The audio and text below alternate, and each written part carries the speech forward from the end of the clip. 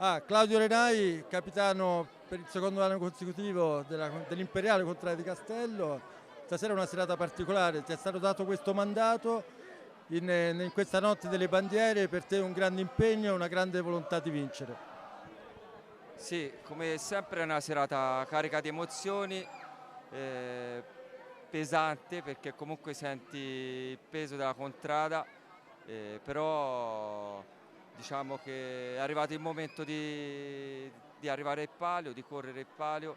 La contrada ha lavorato benissimo, ha fatto di tutto, mi ha dato gli strumenti per poter competere per il palio e mi sento di doverla ripagare con la vittoria. Senti Claudio, una pista nuova quest'anno, leggermente modificata, più che nuova, nessuno ha provato, un solo fantino presentato. Bisogna che io questa domanda te la faccia. Sì, ancora non ho rivelato il nome, anche se poi alla fine diciamo che un po' è venuta fuori la chiacchiera, diciamo. Pista nuova, a me piace, pista tecnica, fondamentale la partenza, però è fondamentale anche un cavallo che si adatti, giri e arrivi in fondo. Quindi serve un'accoppiata completa e non dipende solo dall'animale o dal fantino. Quindi diciamo un palio avvincente e nuovo.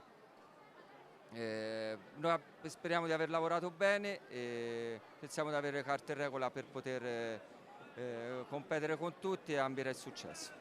Sono con Francesco Conti, difensore dell'Imperiale Contrada di Castello, il tuo secondo anno. Francesco, però c'è stato un passaggio importante di consegne dal precedente rettore, un nuovo rettore, una nuova struttura completa del mercato delle contrade. Come hai vissuto quest'anno?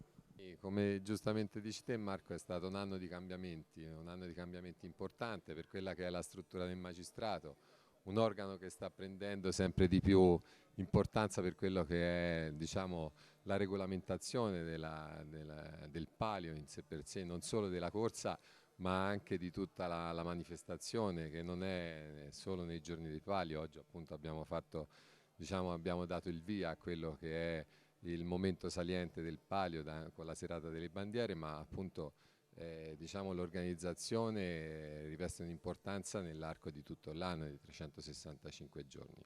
E quest'anno appunto è stato fatto un nuovo rettore con il quale abbiamo iniziato a collaborare, mettendo sul campo nuovi progetti, nuove idee, non ultimo appunto anche il rinnovamento di quella che è la pista. E sicuramente è un anno importante. Adesso siamo al momento, diciamo, clou di quella che è la nostra attività e l'attività del rettore in primo luogo. Vediamo quello che succederà, ma sicuramente ci sono le basi per fare un ottimo lavoro.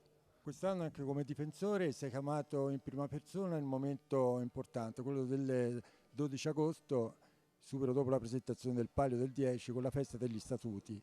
Quest'anno è una data importante, sono i 600 anni da quando vennero istituiti a Piancastagnaio. Sì, giustamente come dici te, un anno importante perché c'è un anniversario e su questa base abbiamo cercato di lavorare per portare appunto in quella che è anche questa festa, questa ricorrenza di aste e bacchette, riportata a quello che è appunto il discorso degli statuti, diciamo così, delle innovazioni, qualche cambiamento per renderla ancora più interessante.